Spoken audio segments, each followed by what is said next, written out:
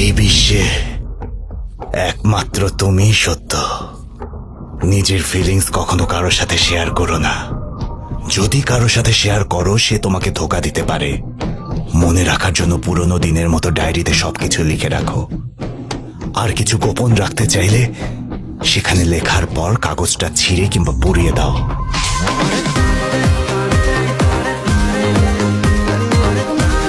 DJ দেখতে একদম ড্যাডির মতো। দুর্গাকে দেখেও আমার এমনই লেগেছিল। আমাদের মতো কেউ কারোর প্রেমে পড়লে তার পেছনের কারণটা কি হয় জানিস? তার লুক, অ্যাটিটিউড আমাদের বাবার সাথে মিল হওয়া চাই।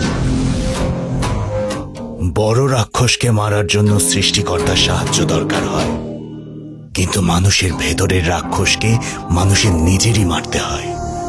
ওরা যদি অঞ্জলির ছেলে হয়, তাহলে ওদের চেহারা ওদের মামার মতো কেন হলো? আমি ওদেরকে মেরে ফেলবো।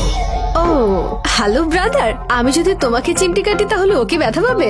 না না, আমরা দুজন তো দেখতে অনেক আলাদা। কিন্তু পুরুষরা শুরুতে খুব ভালো থাকে, কিন্তু পরে তাদের আসল চেহারা বের হয়। তোমারও আমার মতো প্রাইভেট লাইফ পছন্দ নাকি? হ্যাঁ,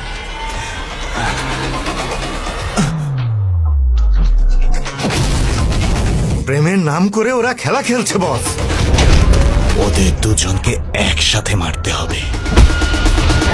একটাও যদি হাত ফসকে যায়, তাহলে আমাদের মেয়েরা বিপদে পড়তে পারে।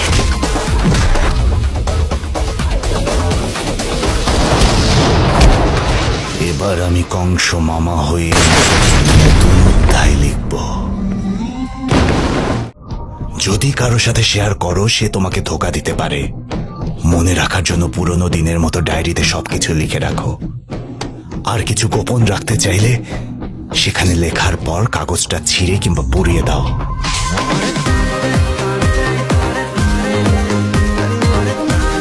ডিজে দেখতে একদম ড্যাডির মতো। দুর্গাকে দেখেও আমার এমনই লেগেছিল।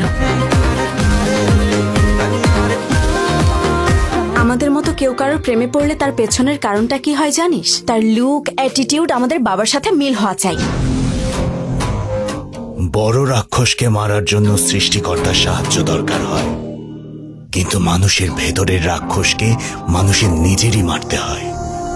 ওরা যদি অঞ্জলির ছেলে হয়, তাহলে ওদের চেহারা ওদের মামার মতো কেন হলো? আমি ওদেরকে মেরে ফেলবো। ও হ্যালো ব্রাদার, আমি যদি তোমাকে চিমটি কাটি তাহলে ওকে ব্যথা পাবে? না না, আমরা দুজন তো দেখতে অনেক আলাদা।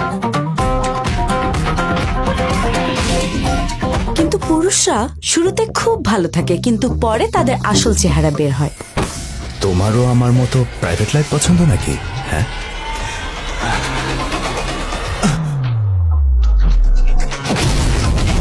প্রেমের নাম করে ওরা খেলা খেলছে বস। ওদের দুজনকে একসাথে মারতে হবে। একটাও যদি হাত ফসকে যায়, তাহলে আমাদের মেয়েরা বিপদে পড়তে পারে।